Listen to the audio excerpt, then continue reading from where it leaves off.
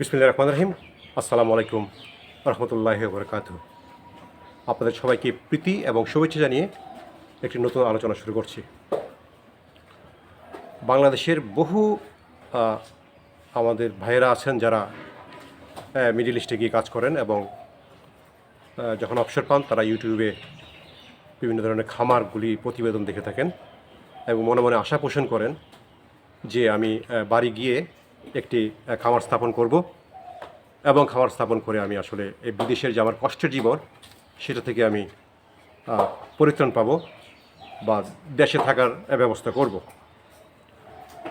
আসলে আমরা যেভাবে ভাবি যে খামার তৈরি করব, খামার স্থাপন করা পরিকল্পনা মানে চিন্তা করা যত সহজ, খামার স্থাপন করা তত সহজ না।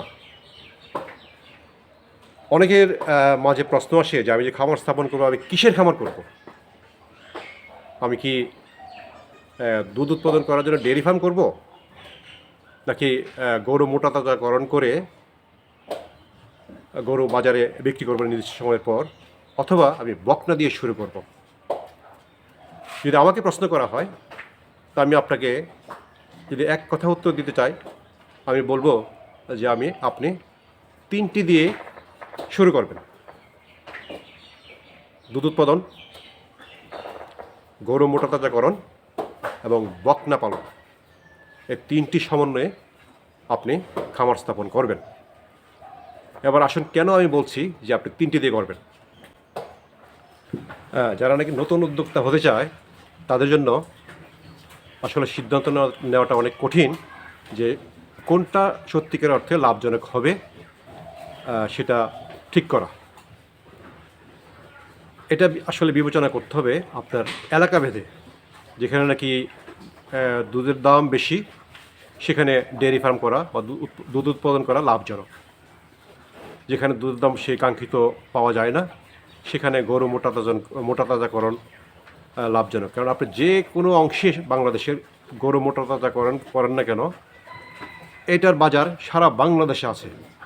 প্রত্যন্ত অঞ্চলে গরু মোটা তাজাকরণ যদি করেন সারা বাংলাদেশে আপনি বিক্রি করতে পারবেন। এবং বকনা পালন এটা খুবই সহজ, কারণ এটাতে আপনাকে খুব বেশি শ্রম দিতে হবে না। অল্প শ্রমে বকনা একটা সময়ের পরে এটা হিটে আসবে, গর্ভধারণ করবে এবং বাছুর প্রসব করবে। তো যারা অনেক নতুন খামারি, আমি মনে করি যে তারা তিনটা দিয়ে শুরু করাই উচিত।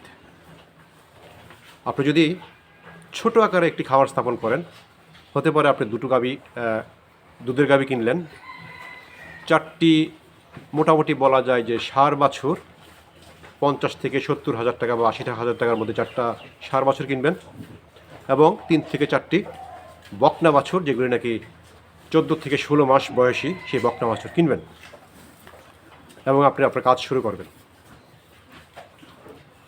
কেন আমি বললাম যে তিনটি দিয়ে শুরু করবেন? আপনি যখন নাকি দুটো গাভী কিনবেন, আপনার প্রতিদিনের গাভীর খামারে অথবা গরুর খামারে একটা খরচ আছে, যেমন দানাদার খাবার কিনতে হয়, ওষুধ কিনতে হয়। আর যদি আপনি কর্মচারী দিয়ে কাজ করেন তাহলে আপনাকে কর্মচারীর বেতন দিতে হবে। এই খরচগুলি যদি আপনার যদি কোনো আয়ের উৎস না থাকে তাহলে এটা অত্যন্ত কষ্টসাধ্য পকেট থেকে টাকা খরচ করে এই ব্যয়গুলি নির্বাহ করা হয়। তো সেই ক্ষেত্রে আপনি যদি দুটি গাভী কিনেন, যদি দুটি গাভীর থেকে আপনি 20 থেকে 25 লিটার বা 30 লিটার দুধ পান, এই টাকা দিয়ে, দুধ বিক্রির টাকা দিয়ে আপনি ষাঁড়ের খাবার, গাভীর খাবার এবং বকনার যে খাবার, সেই খাবারের ব্যয় নির্বাহ করতে পারবেন। পাশাপাশি আপনি যে খামার অন্যান্য খরচ, ওষুধের খরচ, যদি রাখাল থাকে রাখালের খরচও নির্বাহ করতে পারবেন। এবং একটা নির্দিষ্ট সময়ের পর 3 থেকে 6 মাস পর আপনি যখন সার বিক্রি করবেন তখন কিন্তু আপনি একটা লাভের অংশ দেখতে পাবেন। এবং বকনাগুলি এটা আস্তে আস্তে বড় হতে থাকবে এবং এটা একটু সময় সাপেক্ষ ব্যাপার। এটা আসলে 1 বছর থেকে আপনার 1 বছর 3 মাস বা 1.5 বছরও লাগতে পারে। এই বকনাগুলি যখন নাকি মা হবে এবং গাভী হবে তখন কিন্তু 1 লাখ টাকার একটা বকনা এটা 2.5 লাখ থেকে 2,70,000 টাকা পর্যন্ত দাম হতে পারে। সুতরাং এই বিবেচনা করে আমি আপনাকে বললাম যে আপনি যারা নাকি নতুন উদ্যোক্তা হবেন তারা গাভী, ষাঁড় এবং বকনা এই তিনটি দিয়ে শুরু করতে পারেন।